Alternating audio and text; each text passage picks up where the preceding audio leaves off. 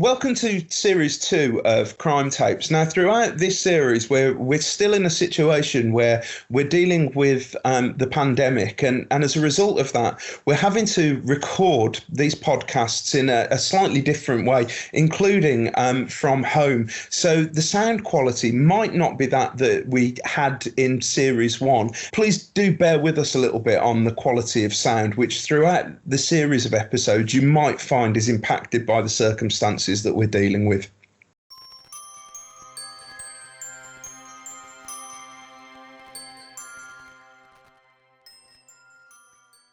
Hi, you're listening to Crime Tapes. This is a podcast made by Staffordshire University in association with the School of Law, Policing and Forensics.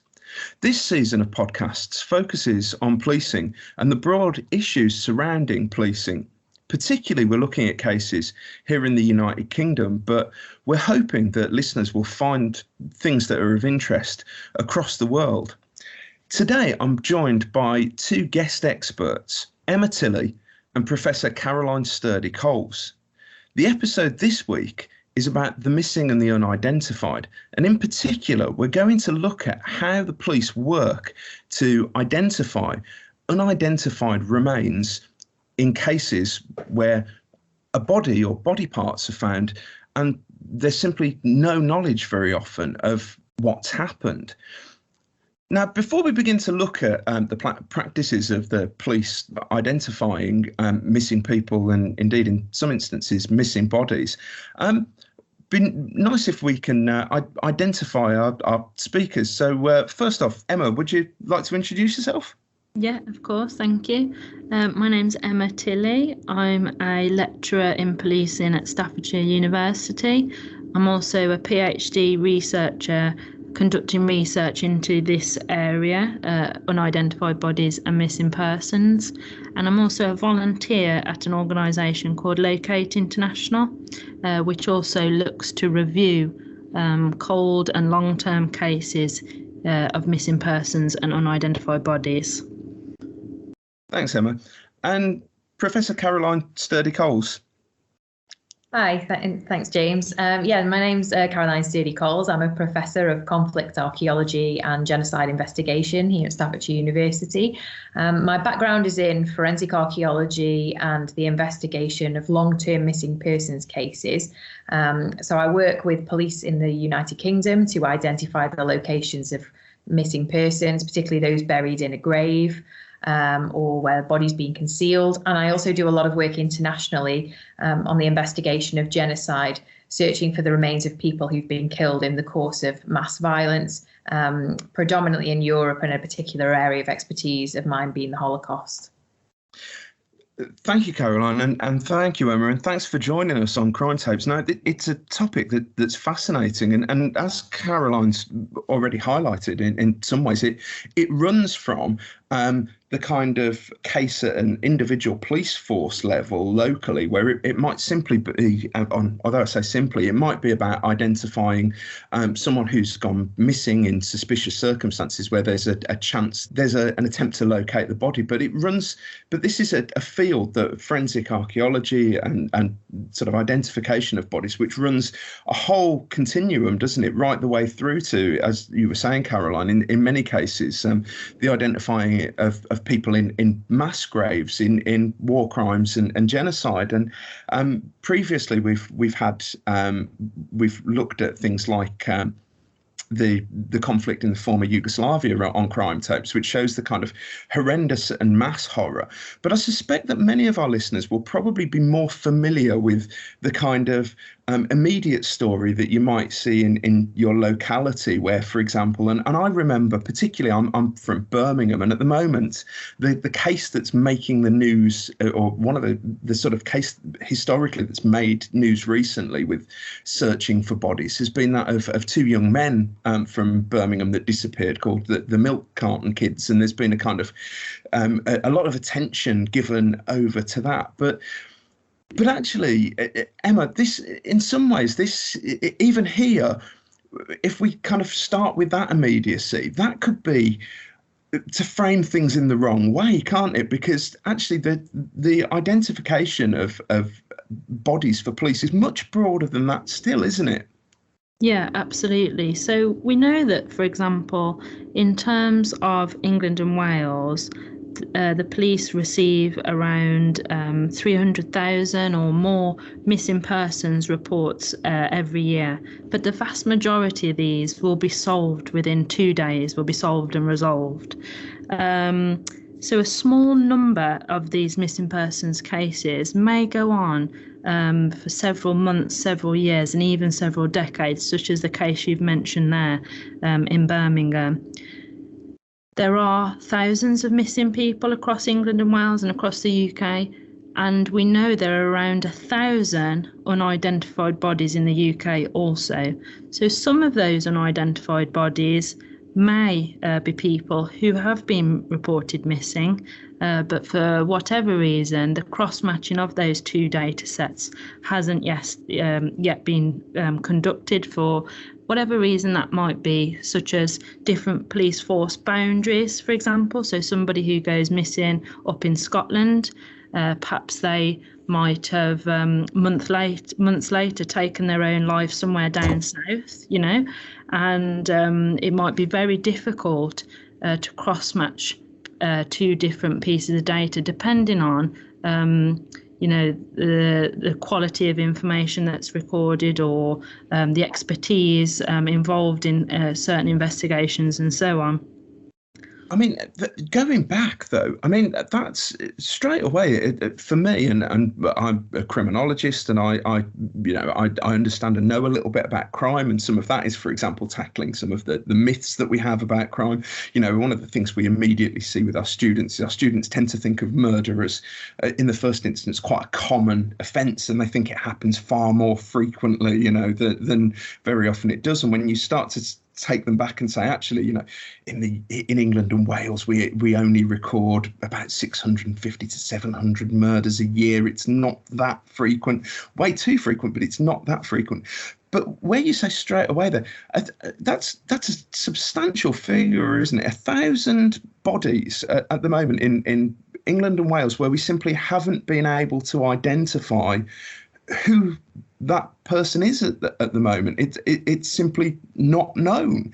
That seems, even for me as a listener, quite shocking. So there's potentially people out there who don't know, who have missing relatives and loved ones, but they simply haven't been able to find out yet that they are sadly no longer with us.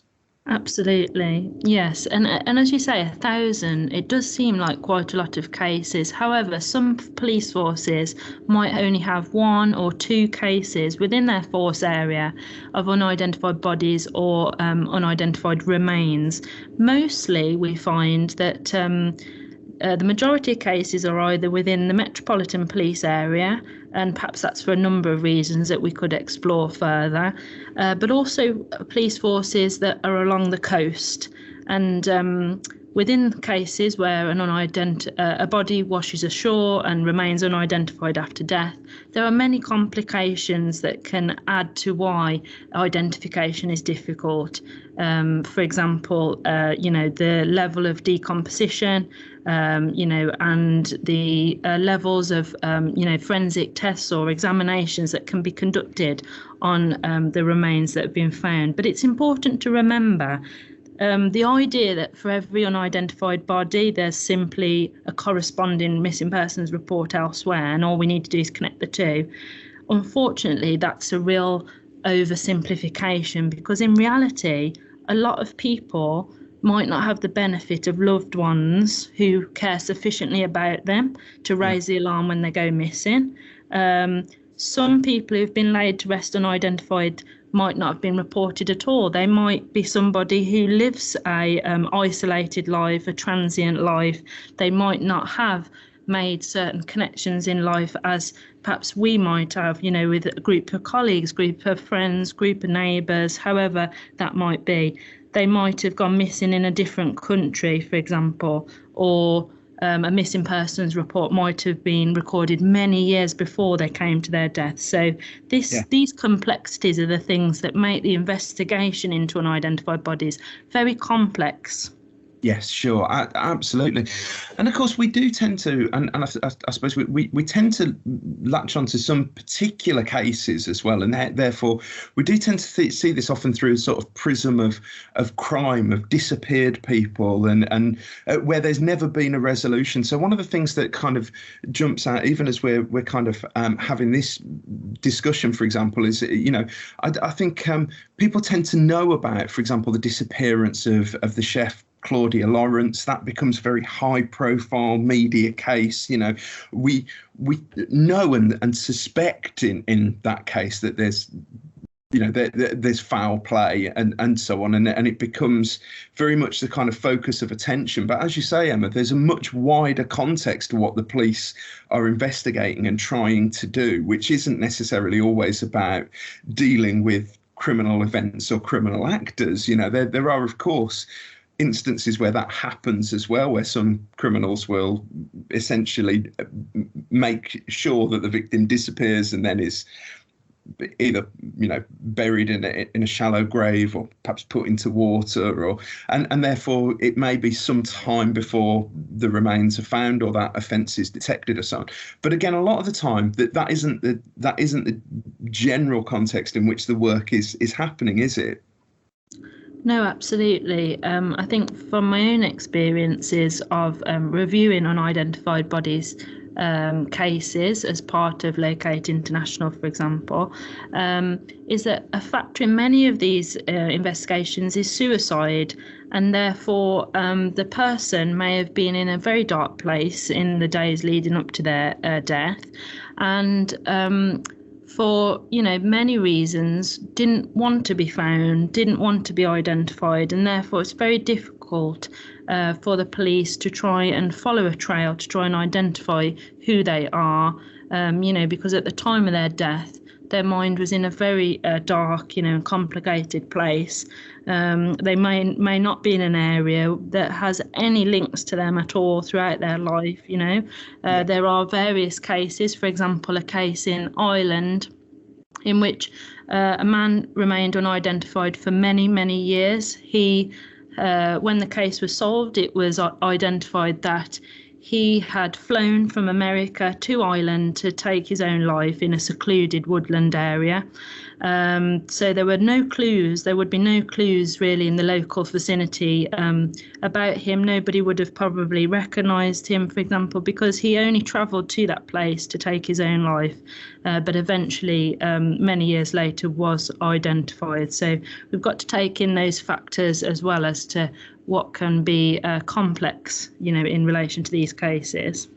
Absolutely. And I suppose it's interesting, therefore, that you say, that the forces that often record more unidentified bodies, for example, might be coastal forces, because that opens up the fact that people may take their own life by jumping off cliffs or jumping off tall bridges into rivers, the flow of the tides, for example. And it can take an awful long time as well, can't it, for remains to be discovered, which makes that then makes it very difficult to identify who the individual is in many ways. And this is where, Caroline, this is where you come in some ways, isn't it? Could you tell us a little bit about your role as a forensic archaeologist and what you do?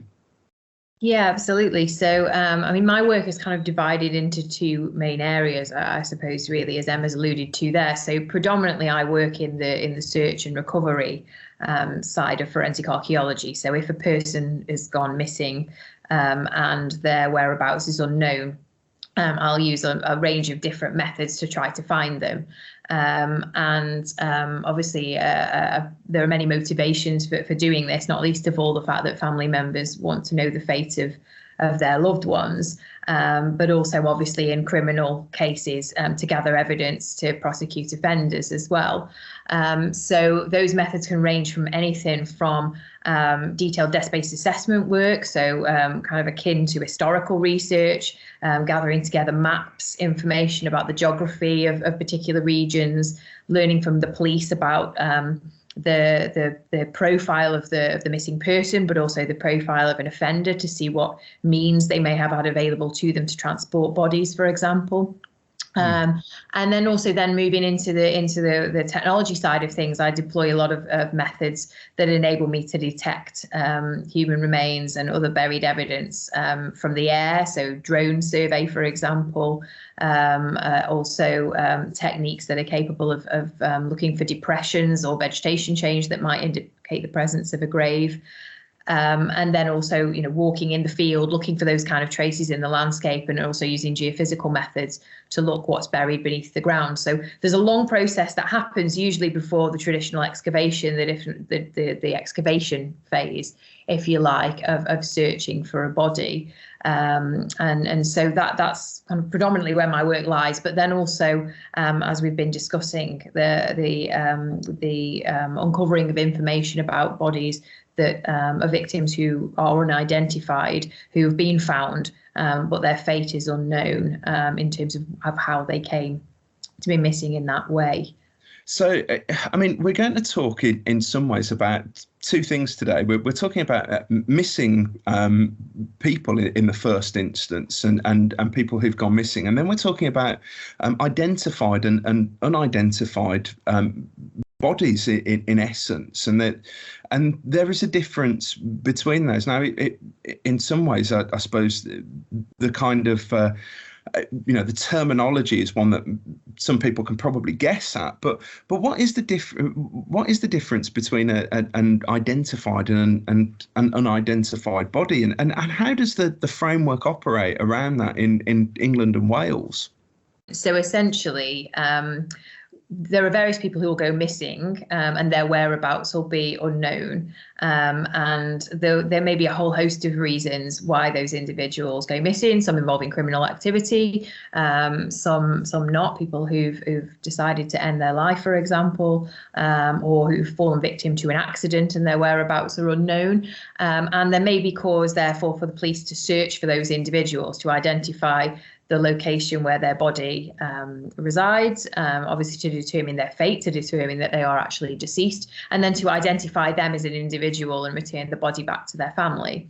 In other cases, bodies are found either as a result of those searches or serendipitously. So, for example, by members of the public walking the dog, or, by builders excavating a building site, for example. And the fate of those individuals won't be known, and the identity of those individuals may not be known. So then it's the police's job to actually determine who that person is, and the circumstances surrounding their death. So those two situations can collide, as I've mentioned, but also they can be entirely two separate different situations, and therefore require different responses, both from the police and also for forensic experts involved in the investigation of them.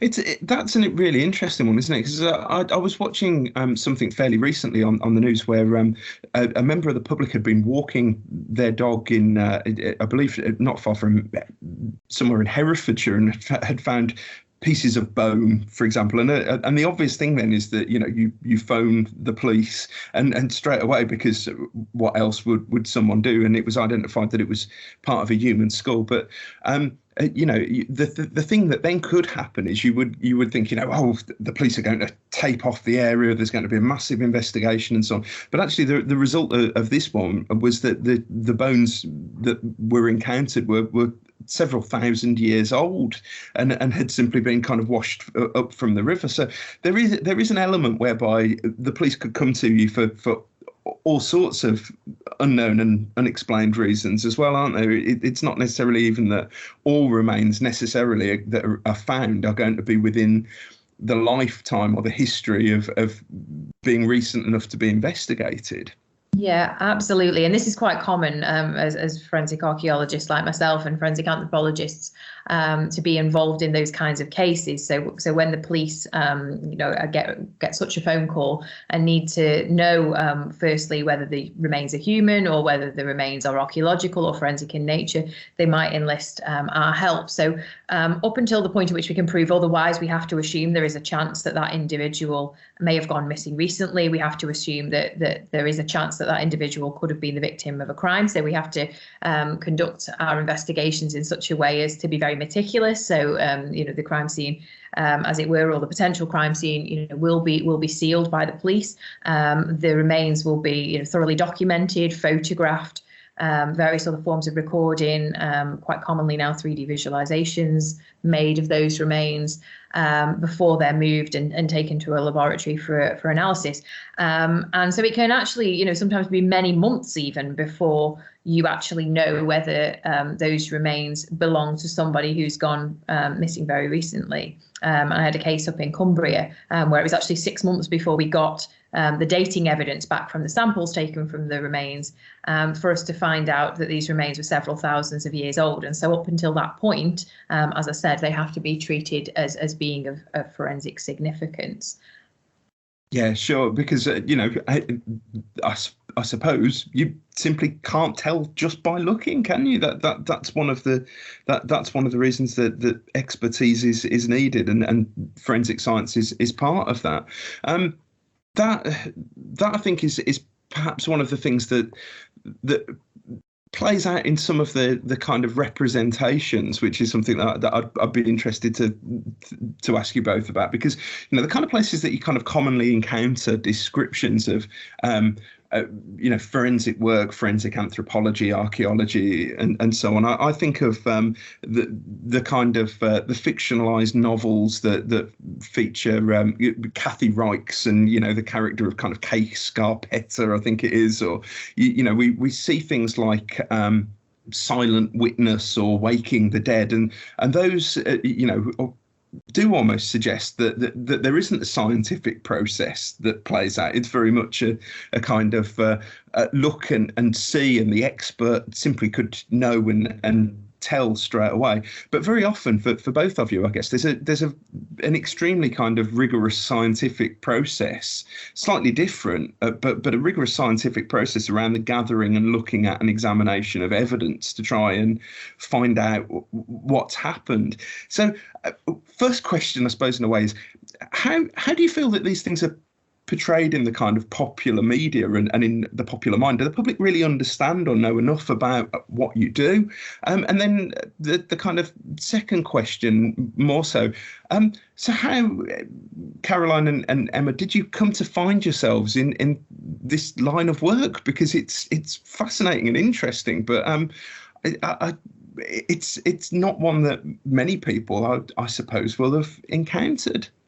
Yeah, so essentially, for TV, of course, they have to speed everything up. That's what makes it interesting for a viewer. If you obviously couldn't make all the reality of all the testing that goes on take as long as a TV episode. So, so there's underlying truths in there, and often, obviously, television programs, novelists, they do work with specialists to find out information about those procedures. So, the kind of essence of what we do is represented. In popular culture, but yeah, the forensic science is by its very nature often slow, meticulous, and necessarily so, because what is at stake here is obviously, first of all, the dignity of an individual. So the careful handling of human remains is extremely important. Secondly, obviously, any mistakes could jeopardize the evidence if we're dealing with a crime, or even to establish whether a crime's taken place. And thirdly, obviously, again, any mistakes could prevent you from identifying an individual and therefore lead to a situation where many weeks, months, years later, a body remains unidentified. So it's extremely important that we carry out those processes in an extremely meticulous manner, and establishing the age of an individual, the sex of an individual, whether they've experienced any signs of trauma. These are all things that anthropologists do that we often see on the television, establishing post-mortem interval, but they are things that take a very long time. And I suppose there you raise something that's really important as well, which is why there is that necessity of expert involvement as well, because we often also see, for example, and it's been highlighted recently, including in cases where I've already mentioned, where people who are desperate to find the remains of loved ones may have an indication that they could be well, the person that now we've connected who might have worked at this place might have taken them to here, and they then have that kind of desire to go out and search the scene, as it were, or a site that's been suggested, whereas the police are saying, no, we're not going to do that, and that can create a tension. But as you say, Caroline, it's really important, isn't it, that such things are done in a considered manner, that's kind of properly sequential, thought about, where evidential preservation is important. For example, it is about kind of doing things the right way through expert analysis, and I guess a lot of time spent in a white coat in some instances in laboratories as well. Yeah, absolutely, and I think Emma, I think you can say a lot more on this from the UK perspective as well, because I know you've worked obviously a lot with family members, so you've got the scientific end, but then you know, as I said, you've got the ramifications of what happens if you make a mistake. And Emma, I know you've worked with a lot of family members, and perhaps say a bit more about the impact upon them and what not knowing does to those family members. Absolutely, yeah. So families of who have missing loved ones or a missing loved one are known to be in a state of ambiguous loss, which was a term coined by an academic with the surname Boss, I believe. And that state of ambiguous loss can be explained simply as not being able to grieve, not being able to move on, not having the closure that is provided by having a burial, a cremation, a funeral, some kind of service, some kind of moment to mark a goodbye, and start a new chapter. And families of missing persons don't have that benefit. They don't know often how their loved one died. They don't know whether there was pain and suffering.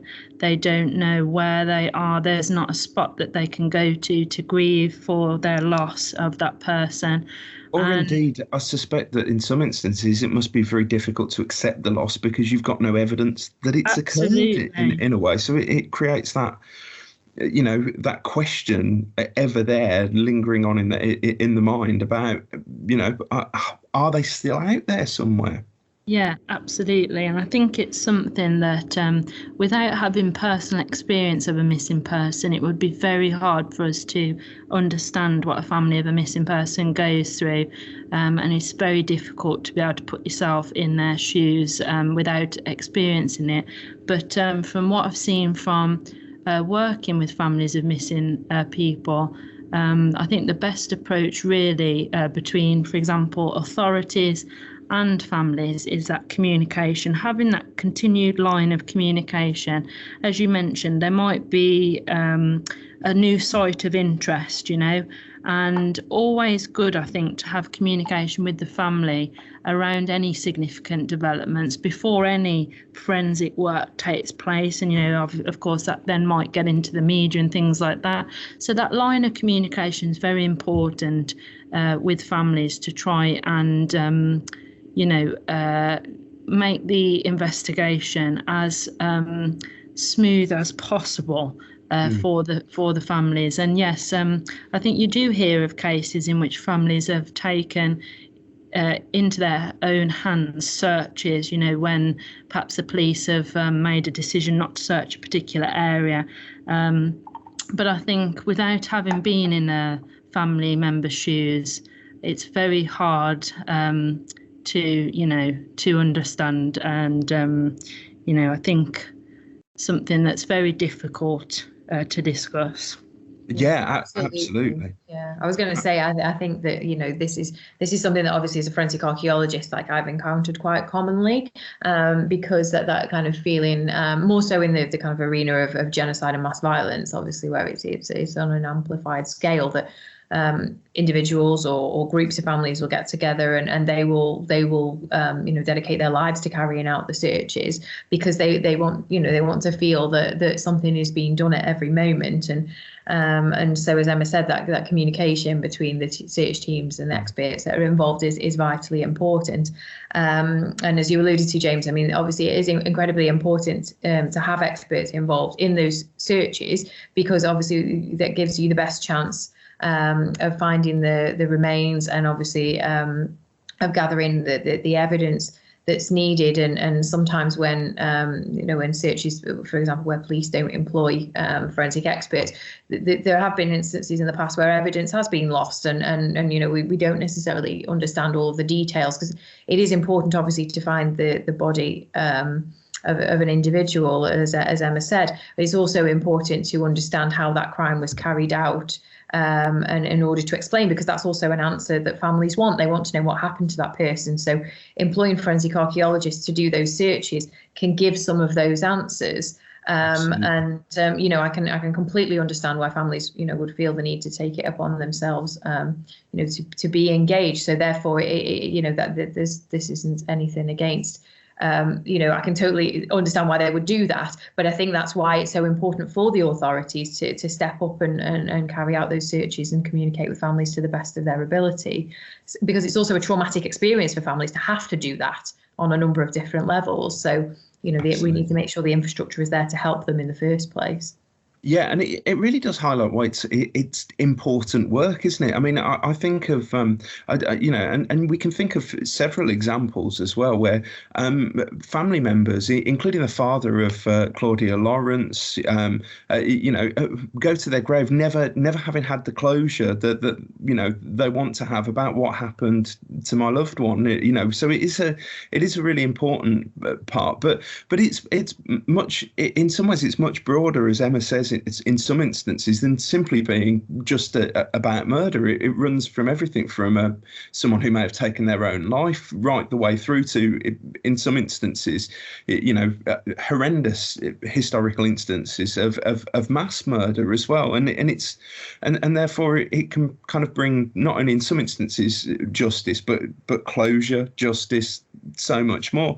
With that in mind, Staffordshire University is fairly unique, isn't it, in the way that we approach essentially kind of both informing and educating people about this, but also giving them the opportunity to work in this area, and that's particularly where the work of our cold case unit comes to the fore. Emma, could you tell us a little bit about how Staffordshire set this up and what it does? Yes, of course. So Staffordshire University formed a relationship with Locate International, the organisation I mentioned earlier on in the podcast. And Locate International have a partnership with 12 universities across the UK, Staffordshire University being one of them, and each of those has its own cold case unit, and perhaps each focusing on different particular areas of interest.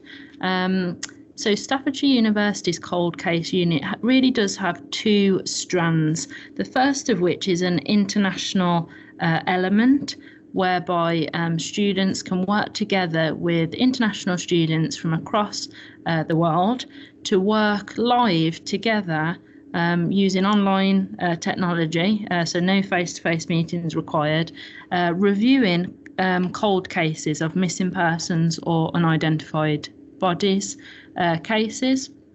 And then the other strand is based within Staffordshire University, reviewing missing persons and cold cases around unidentified bodies, as also just as a team within the university, but using expertise and collaboration with the other universities in the network, community volunteers also, and really working together just to achieve results in terms of solving those cases, providing closure, hopefully, to families of missing persons, and returning names to those who remain unidentified after death. But I'll just let Caroline explain a bit more about the International Cold Case Analysis Project and the workings of the Cold Case Unit. So this is a really exciting opportunity. I think, for all of us involved in it feel really, really honoured to be able to do this kind of work, because these are cases that have gone cold, so cases that remain unsolved. And obviously, there is the old sort of saying that time is a healer. But I think for most families, as we've already alluded to, with regards to missing persons, no matter what the circumstances of that person going missing, not having those answers doesn't probably get easier with time. It actually probably gets worse. And therefore, for us, it's a real honour to be able to hopefully try and help solve some of these cases that have been referred to us by police because they've reached a conclusion in their own investigations and they need to seek additional expertise. So, at Staffordshire University, we've got a unique array of expertise from criminologists to archaeologists, forensic scientists, investigators, and policing, to name just a few. And so we're teaming up staff members and students from across all of those different areas to undertake this line of work. And the international cold case analysis, is particularly unique in what we're trying to achieve, because there are students and staff members from universities across the UK, but also in Australia, working together with the Lower Saxony Police Academy and their students. So you've got this very interdisciplinary team of people who can all learn something from each other and hopefully bring new dimensions to these cases. And so the students work together over a period of time, over a period of weeks. It's very, very intensive, reflecting the true nature of a criminal investigation or a police investigation. And working with photographs, working with testimonials, transcript documents, and also speaking to people, the police and prosecutors involved in those cases. The students are then asked to develop new leads, which are then passed back to the prosecutors. So we've now undertaken 2 of these, and I can't say obviously anything about the detail of them because they're active cases, but our students and the students involved from across the world have given new leads to prosecutors and investigators to now pursue, and hopefully will help resolve those cases.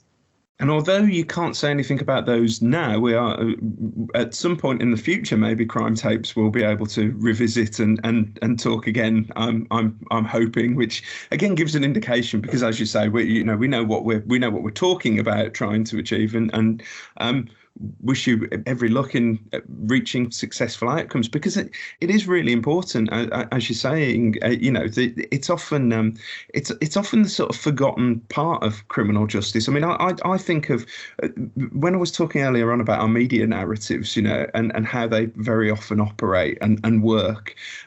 The kind of classic story in criminal justice is the one of the offence happens, the story is told as panning out, and in the end justice is done. But actually all of us that have worked around the system do recognise that kind of model doesn't always work as the effective one, and there are those those instances where unfortunately people just do not know, and the resolution isn't there for them, and it must be absolutely, as you say, it must be absolutely awful for those who never find themselves getting that closure and never really know the answers. Definitely. And I think technology moving on, and this is one of the reasons why we've set up our cold case unit as well, is that over time new technology does become available. So whilst obviously that situation it can feel very hopeless, we are hoping that we're definitely going to be able to look at those cases again with technology that has emerged in recent years, and not just technology, but just new approaches, new ways of thinking about, for example, how to find a clandestine burial. What kind of indicators might there be to help you find a grave that even just 30 years ago, forensic archaeology as a discipline didn't exist. And obviously techniques in the identification of human remains, where we have a body that's been found and we don't know who they are. There are new technologies emerging all of the time that can help us, obviously in terms of identifying DNA, but also in terms of facial reconstruction, and creating various profiles of where a person might be from, or the types of food they might have eaten, or the general things about their appearance that again, we, even in the last few months, there are always new developments. So absolutely. And it's places where potentially as well offenders may have not thought about, the potential for their crimes to revisit them at some point in the future. And I certainly remember interviewing someone who was convicted years after a murder, convicted on DNA evidence that at the time, wasn't available, and then came to light some 20 years later, and kind of saw him brought to justice. And there is always that potential, there is always that opportunity at some point in the future, and it must also be that's one of the things that can keep families, can give them some positivity as well, because we've presented the not knowing as very negative in a way, but it's also interesting, isn't it, that for some that needing to know can become a kind of an activity that does also give them a unity and a sense of purpose and focus going forward as well. And I think about, for example, recent laws out and around the criminal justice system, for example, where if offenders won't reveal where they've put bodies, then essentially, the deniability of parole, for example, which again shows how topical and how relevant the whole wider discussion is in many ways, I think. But it's an absolutely fascinating area with some fascinating work being done by both of you. And hopefully it's something that as the cold case unit rolls forward, and touch wood, we hope delivers answers for people who don't have them at the moment, we might be able to come back and talk with some detail on what's happened. And that would be really, really great. So thank you both, Emma and Caroline. That was absolutely fascinating and really, really useful. Now, if you are interested in looking at what we're doing at Staffordshire University, come to our website, where you'll also find listed a whole array of different courses that we offer. You could study with Caroline on forensic archaeology and genocide investigation. We've got master's courses in criminology, criminal justice, law, but also degrees in policing and particularly running this series of the podcast, we're looking and focusing on policing, where we run police degree apprenticeships and various police-related courses. You might also want to check out staff profiles as well, and the website gives details about what we're doing. If you've enjoyed this episode of Crime Tapes, you can get other episodes from Spotify, Buzzsprout, and all the usual other podcast outlets that I don't really know about. Listen to past episodes as well. Thanks for joining us today. We'll be back again shortly with another policing-related topic. So all that remains is for me to once again say thank you, Emma, and to Caroline Sturdy-Coles, a massive thank you. And I hope to have them back at some point in the future to talk more about the cold case unit at Staffordshire University.